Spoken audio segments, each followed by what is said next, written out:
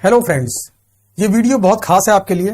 इस वीडियो के अंदर मैं आपको दिखाऊंगा answer sheet all India rank 1 की, जिनके कॉस्ट एंड मैनेजमेंट अकाउंटिंग के अंदर CA inter cost and management accounting के अंदर 99 मार्क्स आए हैं और ये हमारी स्टूडेंट हैं जिन्होंने हमसे क्लासेस ली हैं। तो जो ट्रिक्स एंड टेक्निक्स क्लास में बताए जाते हैं कि एग्जाम के अंदर पेपर कैसे लिखें, कैसे स्पीड मेंटेन करें, आंसर कैसे प्रेजेंट करें और कैसे अच्छे नंबर लेकर आएं, तो ये 99 मार्क्स लेकर आई हैं। तो ये रही इनकी आंसर शीट, जिसको हम करेंगे डिस्कस इस पूरे के पूरे वीडियो के अंदर। और आपको वो सारी टिप्स एंड टेक्निक्स बताऊंगा जो मैंने इनको भी बताई थी, इन्होंने उसे इंप्लीमेंट किया और रिजल्ट आपके सामने है। तो इस वीडियो का टॉपिक है how to write in exam, exam में पेपर कैसे लिखें और 90+ मार्क्स कैसे लेकर आए। और ये लेकर आई हैं 99 मार्क्स। तो शुरू करते हैं। और ये जो ट्रिक्स मैं आपको टेक्निक बताऊंगा, इनको अगर आप नोट डाउन कर लेंगे तो बहुत ही बेहतर रहेगा आपके लिए। सबसे पहला पॉइंट जो है, जो मैं आपको बताना चाह रहा हूं, सबसे पहला पॉइंट जो है वो ये है कि जैसे ही एग्जाम हॉल के अंदर आपको क्वेश्चन पेपर मिल गया है, सबसे पहला काम है आपका सीक्वेंस सेट करना, जिस सीक्वेंस के अंदर आप क्वेश्चन को सॉल्व करेंगे, यानी कि सीक्वेंस टू अटेम्प्ट क्वेश्चंस। ये सबसे पहला काम है आपका। शुरू 10 से 15 मिनट आपको इसी में लगाने हैं कि मुझे किस सीक्वेंस में क्वेश्चन करनी है। सबसे पहले कौन सा क्वेश्चन करना है, उसके बाद कौन सा क्वेश्चन करना है, उसके बाद कौन सा क्वेश्चन करना है, उसके बाद कौन सा क्वेश्चन करना है। तो इसकी सिंपल ट्रिक क्या है, अब देखो 10 से 15 मिनट के अंदर आप सारा क्वेश्चन तो पढ़ नहीं पाओगे, और अगर पढ़ भी लोगे तो समझ में नहीं आएगा, क्योंकि कॉस्टिंग है, थोड़ा सा कॉम्प्लिकेटेड रहता है। तो करने का है आपको यूज करना है एक टेक्निक का नाम है रिवर्स रीडिंग टेक्निक। इसे प्यार से मैं क्या बोलता हूं, रिवर्स रीडिंग टेक्निक। ये टेक्निक क्या है, बेसिकली ये टेक्निक है आपकी कि जो भी क्वेश्चन है आपके सामने, जैसे मान लो क्वेश्चन नंबर 1A है, सपोज करो क्वेश्चन नंबर 1B है, 1C है या 1D है, जो भी क्वेश्चन आपके सामने है उनकी रिक्वायरमेंट को पढ़ो कि क्वेश्चन चाहता क्या है। आखिरी लाइन ऐसे बोलता है कैलकुलेट इकोनॉमिक ऑर्डर क्वांटिटी या कैलकुलेट मैन्युफैक्चरिंग साइकिल एफिशिएंसी। तो क्वेश्चन चाहता क्या है, तो जैसे ही आप उस रिक्वायरमेंट को पढ़ोगे, इसे मैंने क्या बोला, रिवर्स रीडिंग। अभी क्वेश्चन कैसे पढ़ते हैं हम, शुरू से ऊपर से नीचे पढ़ते हैं क्वेश्चन को, इसको रिवर्स पढ़ना, यानी क्या पढ़ना है, पहले क्वेश्चन की रिक्वायरमेंट। तो जब क्वेश्चन की रिक्वायरमेंट को आप पढ़ लेंगे तो आपको पता पड़ जाएगा कि वो क्वेश्चन आप कर पाएंगे या नहीं कर पाएंगे। कैसे पता पड़ेगा, अगर उस टॉपिक वाले क्वेश्चन आपने किए हुए होंगे। ऐसे एग्जांपल के लिए क्वेश्चन नंबर 1A आ गया, मान लो बोलता है इकोनॉमिक ऑर्डर क्वांटिटी निकालो, अगर सीए इंटर का पेपर है तो, और अगर सीए फाइनल का है और वो बोलता है निकालो मैन्युफैक्चरिंग साइकिल एफिशिएंसी, और अगर आपने इस टॉपिक के ऊपर क्वेश्चन किए हुए हैं और बाई चांस ये क्वेश्चन आपका क्वेश्चन सिमिलर हो गया, जो क्वेश्चन आपने क्लास में किया, बुक्स में किया, वही सेम या सिमिलर क्वेश्चन आ गया, सिर्फ फिगर चेंज है, आपको पता पड़ जाएगा कि यस, इस क्वेश्चन को तो मैं कर लूंगा। तो इसके आगे लिख दो ई मतलब इजी फॉर यू, ठीक है ना। फिर क्वेश्चन नंबर 1B पढ़ो, क्या पढ़ो, रिक्वायरमेंट डिसाइड करो मेरे लिए इजी है या मेरे लिए डिफिकल्ट है। अगर आपके लिए इजी हो तो फिर से लिख दो ई मतलब इजी, और अगर आपके लिए डिफिकल्ट हो तो क्या लिख दो, डी मतलब डिफिकल्ट। यानी पहले कौन सा क्वेश्चन करो एग्जाम हॉल के अंदर में, पहले मैं वो क्वेश्चन करूंगा जो मेरे लिए इजी है, उसके बाद में वो क्वेश्चन करूंगा जो मेरे लिए डिफिकल्ट है, जहां पर मेरे को थोड़ा डाउट आ रहा है, जहां पर मैंने चैप्टर को पढ़ा ही नहीं है। मान लो कोई रिक्वायरमेंट ऐसी आ गई जो टॉपिक आपने पढ़ा ही नहीं है, जो चैप्टर आपने पढ़ा ही नहीं है, मान लो, हालांकि ऐसा करना मत, ये पाप होगा। सीए एग्जाम के अंदर, सीएमए एग्जाम के अंदर टॉपिक छोड़ के चले जाना महापाप है, महापाप। तो ऐसा कभी मत करना। फिर भी मान लो नहीं पढ़ पाए किसी कारणवश, और अब आपको लगता है यार ये क्वेश्चन तो मुश्किल हो पाएगा मुझसे, तो क्या लिखो उसके आगे, डी। तो ऐसे सारे क्वेश्चन पढ़ डालने हैं आपको 10 से 15 मिनट के अंदर, और क्या लिख लेना हर क्वेश्चन के आगे, ये ई है यानी आपके लिए इजी है, या फिर डी है आपके लिए डिफिकल्ट है। तो ई और डी में जब क्वेश्चन को आप तोड़ लोगे तो आपको एक सीक्वेंस मिल जाएगा। तो सबसे पहले करना है आपको इजी क्वेश्चन को, जब इजी वाले सारे क्वेश्चन आप सॉल्व कर लो, उसके बाद आपको करना है डिफिकल्ट क्वेश्चन को। तो ये रहेगा आपका sequence to solve the question. इससे फायदा क्या होगा, जैसे जैसे आप इजी क्वेश्चन करते हुए चलेंगे, आपको पता लगेगा क्वेश्चन नंबर 1A मैंने कर लिया, क्वेश्चन नंबर 1B मैंने कर लिया, क्वेश्चन नंबर 1C मैंने कर लिया, क्वेश्चन नंबर 1D मैंने कर लिया। इसका मतलब है इस क्वेश्चन को जो भी नंबर है, 20 नंबर का है, 16 नंबर का है, 25 नंबर का, ये नंबर तो मेरे हो गए ना। तो एक कॉन्फिडेंस आपके में धीरे धीरे डेवलप होता जाएगा। एग्जाम हॉल के अंदर आपको 3 घंटे मिलते हैं, और उस 3 घंटे के अंदर आपको अपने मन को भी कंट्रोल करना है, अपने हाथ की स्पीड को भी मेंटेन करना है, और फटाफट से सारे के सारे क्वेश्चन को सॉल्व भी करना है। तो आपको मल्टीपल टास्क करने हैं एग्जाम हॉल के अंदर। सबसे पहला काम है दिमाग को रिलैक्स करो, दिमाग को कूल करो। कूल कैसे करो, डिसाइड कर लो कौन से क्वेश्चन पहले करने हैं, कौन से क्वेश्चन के बाद में करने हैं। सबसे पहला काम है सीक्वेंस टू अटेम्प्ट क्वेश्चन को आपने डिसाइड करना है। अगला पॉइंट, आपने यूज कर रहे हैं सिंबल्स। ध्यान देना, होता क्या है कि इकोनॉमिक ऑर्डर क्वांटिटी को मैं ऐसे भी लिखता हूं EOQ, या फिर इसकी फुल फॉर्म भी लिख सकता हूं मैं पूरी की पूरी कि इकोनॉमिक ऑर्डर और क्वांटिटी। मेरे पास दो तरीके हैं। तो ध्यान देना, जो आपका स्टडी मैट है उसके अंदर चेक करो क्या सिंबल यूज करते हैं वो। अगर वो सिंबल यूज करते हैं तो आप भी सिंबल यूज कर सकते हो, लेकिन अगर वो सिंबल यूज नहीं करते हैं तो पूरा लिखना पड़ेगा। अच्छा, जैसे MCE मैन्युफैक्चरिंग साइकिल एफिशिएंसी, तो वही चेक करो कि क्या वो सिंबल्स यूज करते हैं, शॉर्टकट यूज करते हैं, एब्रीविएशन यूज करते हैं। अगर करते हैं तो आप भी करो, अदरवाइज सिंबल्स का इस्तेमाल मत करो। एग्जांपल के लिए SHAO क्या बोलते हैं हम, standard hours for actual output. Study mat में ऐसा अगर नहीं लिखा हुआ है तो आपने फुल फॉर्म लिखनी है हर बार, standard hours for actual output. और अगर लिख रखी है तो SHAO। ये मैंने आपको एग्जांपल दिया ताकि आप समझ जाएं कि सिंबल्स का इस्तेमाल मुझे कहां पे करना है और मुझे कहां पे नहीं करना है। अच्छा जी, अगला पॉइंट, जब आपको आंसर शीट मिली है तो ध्यान देना, मान लो ये आपकी पूरी की पूरी आंसर शीट का पेज है, मान लो अगर उसके अंदर ऑलरेडी लेफ्ट में मार्जिन दिया हुआ है, ऐसे की लाइन ड्रॉ हो रखी है, तब तो यहां पर मार्जिन है, आपके पास स्पेस है। और कोशिश करो राइट में भी थोड़ा मार्जिन दे दो, लाइन खींच दो। और लाइन कैसे खींचनी है, स्केल से नहीं, हाथ से रफ लाइन खींचो ना, क्या दिक्कत है। बेसिकली ये आपको एक्स्ट्रा स्पेस छोड़ देना है। होता क्या है, जब बहुत सारी आंसर शीट को एक साथ बांधकर रखा जाता है तो आखिरी में जो ये पेज होता है ना, ये कई बार मुड़ जाता है। और मुड़ने से क्या होता है, यहां पर कुछ अगर आपने लिखा हो और वो चेकर को समझ ना आए तो नंबर मिलने की संभावना कम हो जाती है। इसीलिए बोलते हैं लेफ्ट में मार्जिन नॉर्मली आंसर शीट में दिया गया होता है, राइट का मार्जिन अगर नहीं दिया है तो खुद से आप थोड़ा सा मार्जिन बना लो। मतलब इस एरिया के अंदर आपको आंसर नहीं लिखना है, आपको आंसर कहां लिखना है। अब जो एरिया आपको दिख रहा है स्क्रीन पर, ये जो पूरा एरिया आपको दिख रहा है, आपको अपना आंसर इसी के अंदर, इसी के बीच में प्रेजेंट करना है। तो ये क्या है, मार्जिन देना बहुत जरूरी है। इसके दो बेनिफिट है। पहला बेनिफिट, राइट साइड में दिया गया मार्जिन किस बात का बेनिफिट है, जब आंसर शीट को ICAI प्रॉपर तरह स्टोर करते हैं तो कई बार ऐसा होता है कि कोना आखिरी से फट गया, यहां पर थोड़ा पेपर टेढ़ा मेढ़ा हो गया, तो जो लिखा है बच्चे ने समझ नहीं आ रहा, चेकर को नंबर नहीं मिलेंगे। तो ऐसा हमारे साथ ना हो। दूसरा फायदा, अगर आप थ्योरी वाला क्वेश्चन सॉल्व कर रहे हो तो आपके पास स्पेस कम हो गया है। जब आप यहां पर आंसर लिखोगे तो आंसर की लेंथ बढ़ जाएगी और चेकर के मन में एक इंप्रेशन पड़ेगा कि यार बच्चे ने 5 नंबर के थ्योरी क्वेश्चन के अंदर 1.25 पेज या 1.5 पेज लिखा है, मतलब आंसर की लेंथ अच्छी है, बच्चे ने पढ़ाई कर रखी है, तो वो आपको पूरे के पूरे 5 नंबर देगा। क्योंकि थ्योरी के अंदर उनका डिस्क्रिप्शन होता है, अगर वो चाहे तो 5 के 4 नंबर भी दे सकता है और उस पर आप सवाल भी खड़ा नहीं कर सकते, क्योंकि ये उसके सेटिस्फेक्शन की बात है। उसके मन को सेटिस्फेक्शन मिला, कंटेंट सही लिखा है, कीवर्ड सारे टैली कर रहे हैं, मीनिंग आ रहा है, आंसर की लेंथ है, तब जाके वो पूरे के पूरे 5 देगा। तो बेनिफिट नंबर 2 क्या मार्जिन देने का, आपका थ्योरी वाला आंसर थोड़ा सा लेंदी फील होगा पेपर चेक करने वाले व्यक्ति को। अच्छा जी, यहां मैंने बात करी सेकंड पॉइंट में मार्जिन की, जो आपको देने हैं लेफ्ट साइड में और राइट साइड में। लेफ्ट साइड में नॉर्मली मार्जिन आंसर शीट पर होता है और राइट में आपने खुद से देना है। आगे बढ़ता हूं, अगला पॉइंट है जो कीवर्ड्स हैं। अगर थ्योरी को क्वेश्चन कर रहे हो तो उसमें कीवर्ड्स होंगी, हेडिंग्स होंगी, है ना। उनको क्या करना है आपको, अंडरलाइन करने से क्या होता है, चेकर को दिखता है कि यार ये मेन कीवर्ड है जो बच्चे ने अंडरलाइन किया है, तो उसको पेपर चेक करने में आसानी रहती है और नंबर भी अच्छे मिलते हैं। जो आपका मेन आंसर हो, जैसे मान लो क्वेश्चन ने बोला इकोनॉमिक ऑर्डर क्वांटिटी निकालो, आपने निकाला इकोनॉमिक ऑर्डर क्वांटिटी 200 kg, तो जब आप लिखोगे ना economic order quantity equal to 200 kg, तो क्या करना है आपने इसे या तो अंडरलाइन कर देना है या फिर इसे ऐसे बॉक्स में डाल देना है। तो इससे क्या हुआ, आपका मेन आंसर हाईलाइट हो गया। तो अंडरलाइन करने से भी होता है हाईलाइट, उसको बॉक्स में डाल तो क्या हो जाता है, हाईलाइट। तो आपने जरूर करना है अंडरलाइन अपने मेन आंसर को और कीवर्ड्स को, की लाइंस को, हेडिंग्स को, अगर थ्योरी कर रहे हैं तो। अच्छा, अगला पॉइंट क्या है, आपका जो फॉन्ट साइज है, ना वो बड़ा होना चाहिए, बिग।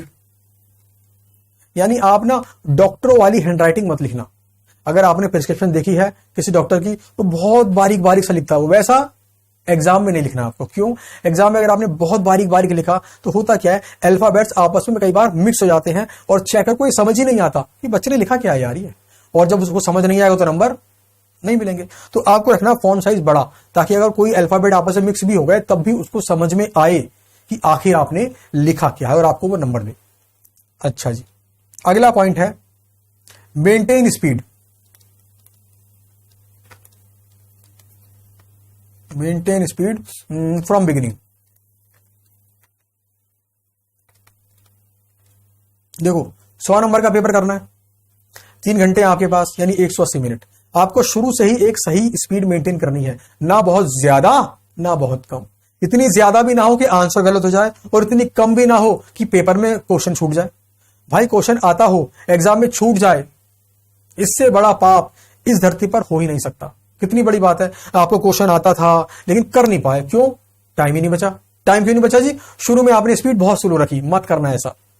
कुछ बच्चों को देखा है मैंने, वो क्या करते हैं, शुरू में बहुत आराम से अपनी आंसर शीट पर प्रॉपरली ऊपर लिखते हैं ओम, डॉट लगाते हैं, जय माता दी, और उसके बाद धीरे धीरे सॉल्व करते हैं। ऐसा नहीं, आपको शुरू से स्पीड मेंटेन करनी है, क्योंकि एग्जाम हॉल के अंदर अगर आपने शुरू से स्पीड मेंटेन नहीं की तो आपका क्वेश्चन छूटने के चांस बढ़ जाएंगे, और क्वेश्चन छूटना महापाप है। क्योंकि मान लो अगर आपका एक क्वेश्चन छूट गया, सपोज करो 20 नंबर का, तो 20 में कितने मिलेंगे? अब 0, मतलब 1 नंबर मिलने का भी चांस नहीं, बिकॉज आप उसको अटेम्प्ट ही नहीं कर पाए। तो ऐसा तो कभी नहीं होना चाहिए।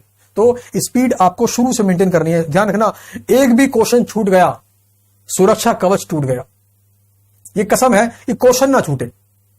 आता नहीं हो, छूट जाए एक अलग बात है, आता है छूट गया, क्यों? स्पीड कम थी, टाइम नहीं बचा। महापाप, ऐसा कभी मत करना। और स्पीड को चेक करने के लिए एग्जाम हॉल में बैठने से पहले प्रीवियस 5 अटेम्प्ट के क्वेश्चन पेपर को घर पर टाइमर लगाकर सॉल्व करने की प्रैक्टिस करना, ताकि आपको पता पड़े कि वो सही स्पीड आपके लिए क्या है। स्पीड आपके लिए क्या है वो जानना आपका बहुत जरूरी है। समझ गए? आगे बढ़ते हैं, बात करते हैं। अगर आप कर रहे हैं थ्योरी वाला क्वेश्चन, मान लो आपको थ्योरी लिखनी है, तो क्या करना है आपको? आपने मार्जिन तो ले लिया, लेफ्ट में भी राइट में भी, है ना? आपने मार्जिन ले लिया, अच्छा।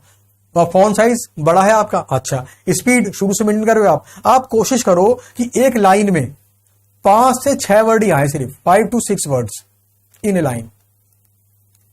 ऐसा क्यों बोल रहा हूं मैं? देखो, फॉन्ट साइज बड़ा होगा, स्पीड ज्यादा होगी, तो 5 से 6 वर्ड एक लाइन में आएंगे। इसका दूसरा बेनिफिट क्या है? एक तो चेकर आराम से पढ़ लेगा आपने क्या लिखा है। दूसरा बेनिफिट, इससे आंसर की लेंथ बढ़ती है। चेकर के मन में ऐसा इंप्रेशन बनेगा कि बच्चे ने बहुत लेंथी आंसर लिखा है, बच्चे ने पढ़ाई करी है। तो अगर 5 नंबर का है तो वो पूरे 5 देगा, 1 नंबर भी काट नहीं पाएगा। अच्छा जी, आगे बढ़ते हैं। जैसे मान लो क्या करना है आपको, ये आपका पेज है, ये लेफ्ट मार्जिन है, ये राइट मार्जिन है। जब भी कोई नया क्वेश्चन सॉल्व करना चालू करोगे तो बिल्कुल मिड में लिखोगे, बीचों बीच क्या लिखोगे? आंसर टू क्वेश्चन नंबर, और जो भी क्वेश्चन नंबर है। ध्यान देना, मैंने क्या बोला हमेशा कि जब भी किसी क्वेश्चन का आंसर करो उसको बिल्कुल मिड में लिखो, बिल्कुल पेपर के बीचों बीच। ऐसा क्यों?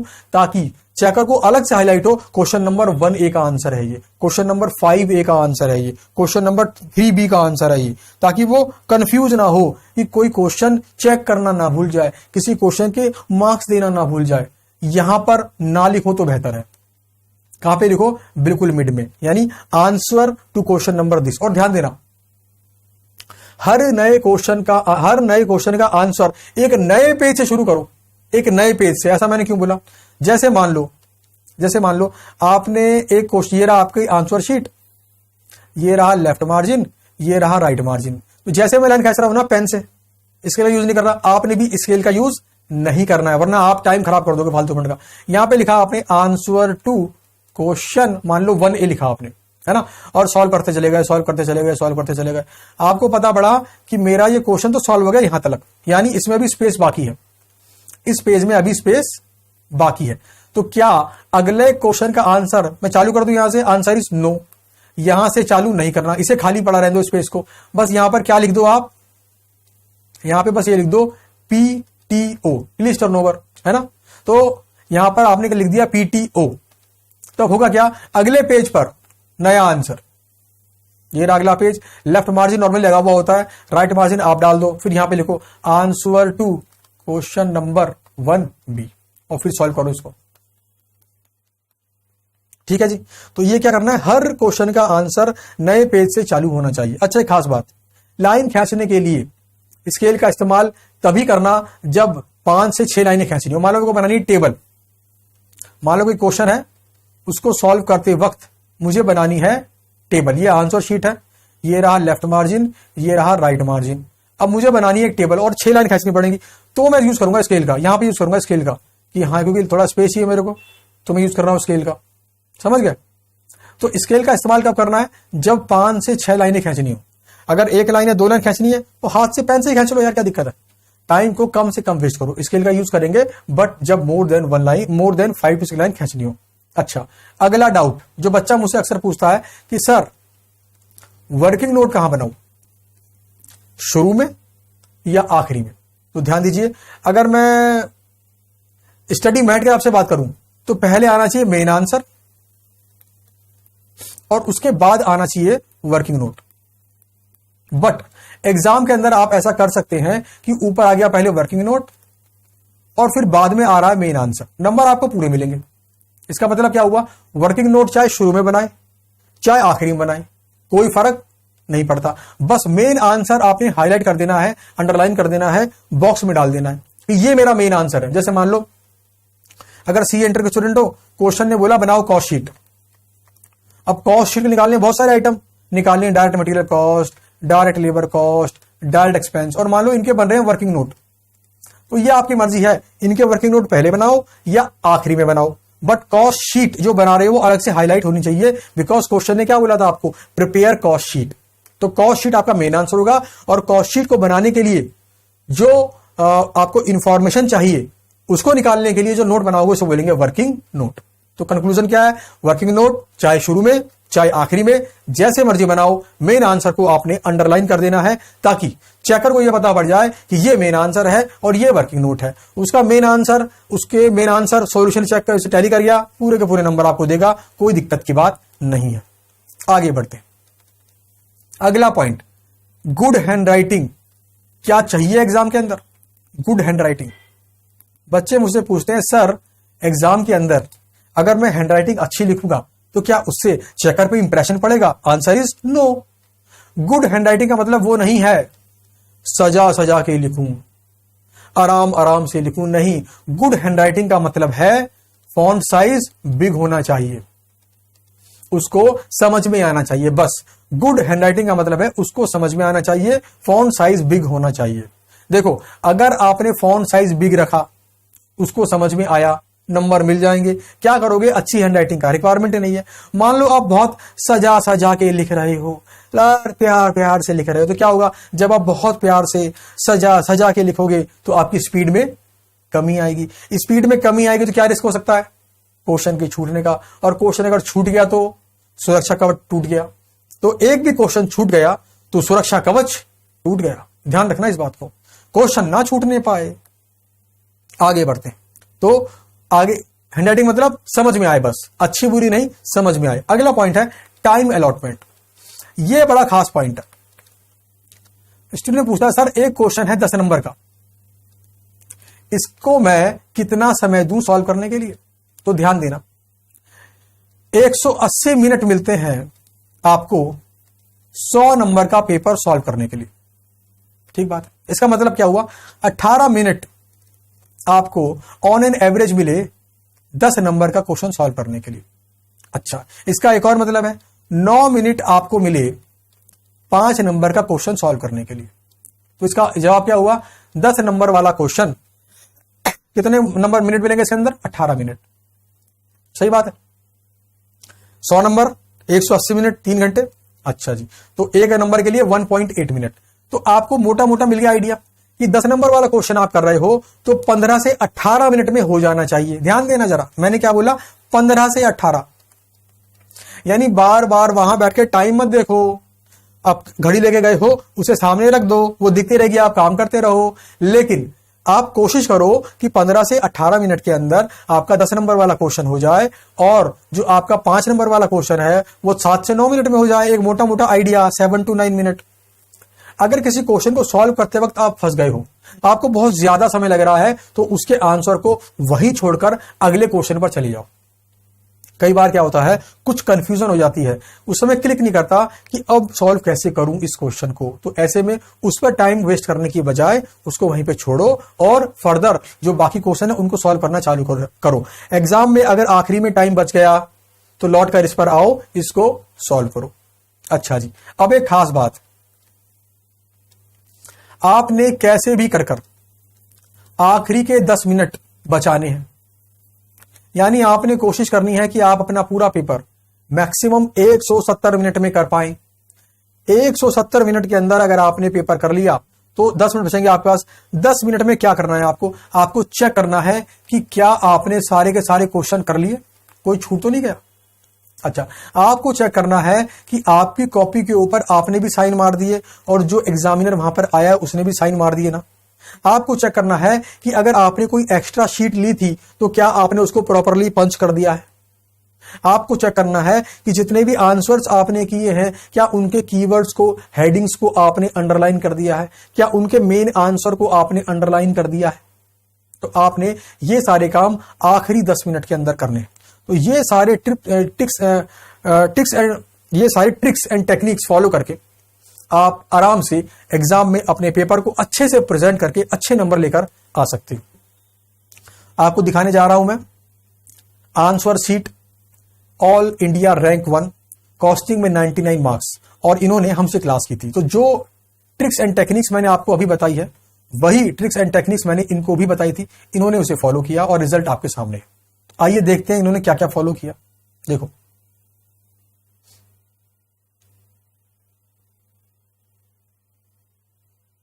देखिए जी, आंसर कॉपी दिख रही है आपको। लेफ्ट का मार्जिन तो ऑलरेडी है ना, लेफ्ट में तो ऑलरेडी मार्जिन है। राइट में इन्होंने मार्जिन डाला नहीं, हालांकि मार्जिन राइट में डालना चाहिए। क्यों डालना चाहिए? क्योंकि जब आंसर कॉपी बल्क में इकट्ठा करके स्टोर करता है इंस्टीट्यूट, तो कई बार क्या होता है राइट में थोड़ा सा पेज मुड़ जाता है या कोई पेज फट गया तो आंसर दिखेगा नहीं, आंसर नहीं दिखेगा, नंबर नहीं मिलेंगे। अच्छा जी, इन्होंने बिल्कुल मिड में लिखा है, देखो क्वेश्चन नंबर 1A का आंसर। अच्छा देखो, इन्होंने जो लाइन खींची है, क्या लग रहा है आपको? इन्होंने स्केल से खींची है? Answer is no. इन्होंने पेन से लाइन खींची है और यहां पर क्या लिखा है? रुपीज का सिंबल, कोई साइन नहीं लिखा, अमाउंट ऐसा नहीं लिखा, बस रुपए का सिंबल बनाया। यहां पे लिखा पर्टिकुलर्स। अब जरा ध्यान दो, एक लाइन में कितने शब्द? 1 2 3 4 5, मैंने क्या बोला था? Maximum 5 to 6 words in A line. अगर वर्ड्स और हैं तो नीचे लिखो। तो देखो इन्होंने पूरा फॉलो किया। यहां पर भी देखो 1 2 3 4 5 6, सिर्फ 6 वर्ड एक लाइन के अंदर, यानी कि फॉन्ट साइज रखो बड़ा। अब जरा ध्यान दो, फॉन्ट साइज बड़ा रखने का बेनिफिट क्या हुआ? इन्हें कुछ लिखना यहां पर याद आया, तो जब फॉन्ट साइज बड़ा लिखोगे ना आप, थोड़ा स्पेस बचेगा। तो ऐसे केस के अंदर कुछ अगर लिखना रह गया है तो वहीं पे छोटे छोटे में लिख दो, क्योंकि फिर से पूरे क्वेश्चन को फिर से सॉल्व करोगे तो गड़बड़ हो जाएगी, टाइम मैनेज नहीं कर पाओगे। आगे बढ़ता हूं जी। देखो इनका जो मेन आंसर है, देखो सेलिंग प्राइस पर, इसको इन्होंने क्या करा है? अंडरलाइन किया है। कैसे किया है? बॉक्स में डाल दिया। तो इससे क्या है? चेकर को अलग से दिखेगा। देखो बॉक्स में डाल दिया, चेकर को अलग से दिखेगा कि भाई ये इसका मेन आंसर है। देखो यहां पे क्या निकाला? Total overhead cost of branch per month, रुपए का सिंबल और कोई टेबल की लाइन भी नहीं खींची, मतलब सिंपल ये अमाउंट डाले सारे के सारे, और ये आ गया आपका टोटल ओवरहेड। तो देख रहे हो आप, फॉन्ट साइज बड़ा है। देखो हर लाइन में कितने शब्द आ रहे हैं? 1 2 3 4, 4 ही बड़ा है यहां पर। तो अब देखो जब यहां पे निकाला इन्होंने, फिर क्या कर दिया? उसको अंडरलाइन कर दिया, मतलब बॉक्स में डाल दिया अपने मेन आंसर को। आगे बढ़ते हैं, अभी आगे आगे देखो मेन आंसर बॉक्स के अंदर। अच्छा और आगे बढ़ते हैं। देखो हम यूज करते हैं स्टडी मैट में सिंबल इकोनॉमिक ऑर्डर क्वांटिटी का EOQ, उन्होंने वैसे लिख दिया EOQ स्क्वायर रूट में 2AO डिवाइड बाई C। ए मतलब annual consumption of material, O मतलब ऑर्डरिंग कॉस्ट, C मतलब कैरिंग कॉस्ट। तो देख रहे हो आप, हर चीज को इन्होंने प्रॉपरली यूज किया। देखो इन्होंने क्या करा? जो मेन आंसर है उसको क्या कर दिया? फिर से बॉक्स में डाल दिया, मतलब हाईलाइट कर दिया, अंडरलाइन कर दिया। आगे बढ़ते हैं। हालांकि इनके आंसर लिखने के तरीके में भी थोड़ी सी कमी तो है। देखो यहां पर इन्होंने फिर से क्या करा? मेन आंसर को अंडरलाइन कर दिया, मेन आंसर को अंडरलाइन कर दिया।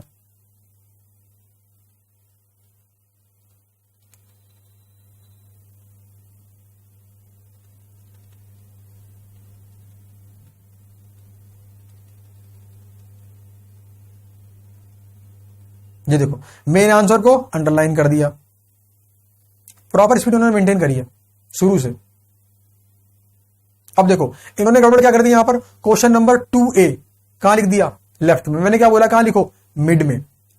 तो थोड़ी बहुत मिस्टेक इन्होंने की है, बट इनका चेकर बढ़िया होगा, उन्होंने इस बात को नजरअंदाज कर दिया। हालांकि मैं आपको बता रहा हूं, आंसर जिस भी क्वेश्चन का आप करोगे मिड में लिखोगे, ठीक है जी। राइट में क्या होगा, मार्जिन। इन्होंने राइट में मार्जिन भी नहीं डाला है, बट इन्होंने अपने हर मेन आंसर को क्या किया है, हाईलाइट किया है।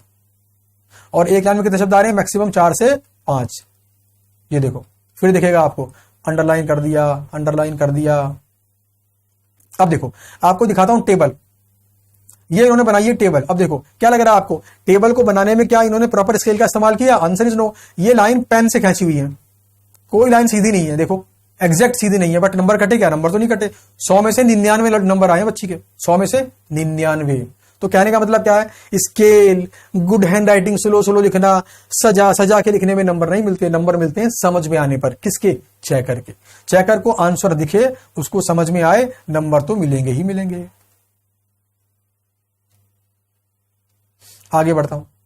अब देखो जब इनका आंसर यहां पे खत्म हो गया, इन्होंने अगला आंसर इस पेज से शुरू नहीं किया, इन्होंने यहां पे क्या लिख दिया, पीटीओ, यानी अगले पेज पर आए। तो लो जी अगले पेज पर आ गए। अब देखो फिर दोबारा लौट के आ गई है, इन्होंने क्वेश्चन नंबर 2 भी कहां लिखा है, मिड में। और इनको मिड में ही लिखना चाहिए, बिकॉज यहां से क्या होता है, चेकर को पता पड़ता है कि यार ये इस क्वेश्चन का मतलब गलती होने के चांस उससे कम हो जाते हैं। अच्छा चेकर से गलती हो गई तो कोई इसका सॉल्यूशन शायद ना मिले आप। मेन आंसर अंडरलाइन किया है, मेन आंसर अंडरलाइन किया है, देख रहे हो आप। फॉर्मूला भी लिखा है, तो इस तरीके से कि पूरे का पूरा फॉर्मूला भी में नहीं आया, वो 2 लाइनों में आ रहा है, मतलब वही 5 to 6 words in A line, ताकि आंसर आपका हाईलाइट हो, लेंदी फील हो। आगे बढ़ते हैं। अब जरा ध्यान दो, यहां पर इन्होंने कुछ थ्योरी के रूप में लिखा है, as per the treatment Rowan premium plan is usually beneficial for the companies because, समझ गए। तो यहां पे देखो एक लाइन में कितने शब्द हैं, 1 2 3 4 5 6, फिर 1 2 3 4 5 6, फिर 1 2 3 4 5, फिर 1 2 3 4 5 6, मतलब मैक्सिमम 5 to 6। फिर देखो एक छोटा सा पैराग्राफ लिखा, फिर एक लाइन खाली छोड़ दी बीच में। क्यों छोड़ दी, एक तो प्रेजेंटेशन इससे अच्छी होती है, प्लस आंसर लेंथी फील होता है, यहां पर भी छोड़ दी। तो ये बेसिकली क्या है, प्रेजेंटेशन का पार्ट है। आगे बढ़ते हैं। देखो वही सेम काम, यहां पे भी लाइन छोड़ दी। अब देखो यहां फिर से बनाइए टेबल, लाइनें हाथ से खींची हैं, देख रहे हो पूरा।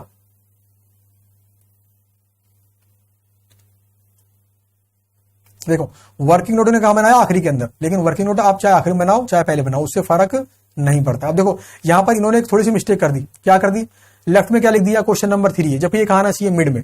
मिड में आने से क्या होता है, हाईलाइट होता है, चेकर चाहकर भी उसको भूल नहीं सकता है। अब देखो कोई इनसे मिस्टेक हुई लिखने के अंदर, उसको क्या कर दिया है, क्रॉस करके काट दिया है। ये देखो देख रहे हैं आप, work in progress. Progress word पढ़ने में नहीं आ रहा है, बट ठीक है, चेकर ने नंबर नहीं काटे, बट चाहता तो वो काट सकता था भाई।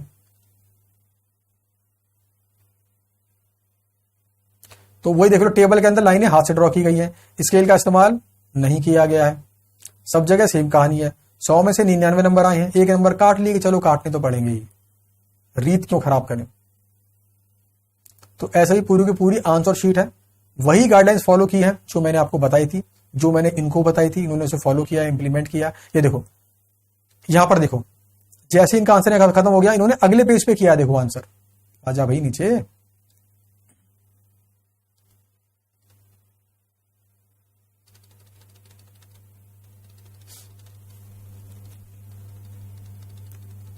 ये देखो नीचे क्या लिखा, पीटीओ।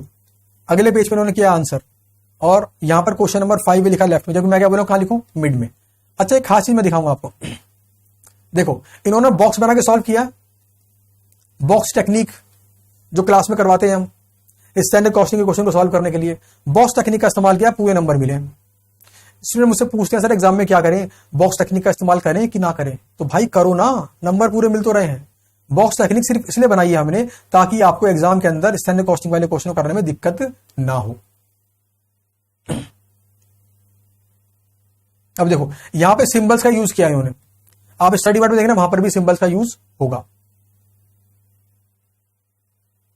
अब जरा ध्यान देना, ये क्वेश्चन एक चला गया, रिकंसिलिएशन स्टेटमेंट। यहां पे टेक्निक बताइए मैंने आपको, डीसीपी अप्रोच। जिन्होंने क्लास की है मुझसे उनको पता होगा डीसीपी अप्रोच से रिकंसिलिएशन वाला चैप्टर कितना सिंपल हो जाता है। तो लो जी, ये थी आंसर शीट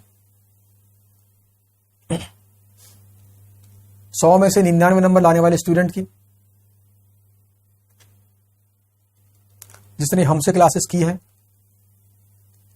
ये देखो खास चीज, जब इन्होंने क्वेश्चन को सॉल्व किया तो क्या क्या एब्रीविएशन यूज कर रहे हैं। एसपी मतलब क्या, तो लिखिए स्टैंडर्ड प्राइस। एसक्यूएओ मतलब क्या, standard quantity for actual output. RSQ मतलब क्या, रिवाइज्ड स्टैंडर्ड क्वांटिटी। एपी मतलब क्या, एक्चुअल प्राइस। एक्यू मतलब क्या, एक्चुअल क्वांटिटी। उसके बाद फिर सिंबल का आप इस्तेमाल कर सकते हो। देखा, इन्होंने बताया एफ मीन्स फेवरेबल, ए मीन्स एडवर्स। तो कुल मिलाकर आपने भी अगर अच्छे नंबर लेके आने हैं, एग्जाम में प्रेजेंट करना है आंसर को प्रॉपरली, तो आपको ये ट्रिक्स एंड टेक्निक्स का इस्तेमाल करना चाहिए।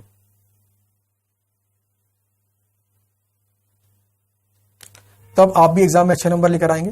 तो ये सारी चीजें उम्मीद करता हूं आप फॉलो करेंगे और 100 में से 99 नंबर लेकर आएंगे, ऐसे ही लेकर आएंगे। बल्कि मैं तो कह रहा हूं 100 में से 100 लेकर आओ। मुझे तो अच्छा लगता है स्टूडेंट 100 में 100 नंबर लेके आता है, क्योंकि ये एक अचीवमेंट है लाइफ टाइम का। 99 नंबर लेके आना, 100 में से 100 नंबर लेके आना, ये एक अचीवमेंट है। तो उम्मीद करता हूं इस वीडियो में बताए गए सारे के सारे पॉइंट्स को आप एक्चुअल में इंप्लीमेंट करेंगे और इस वीडियो का भरपूर बेनिफिट लेंगे। Thank you and best of luck.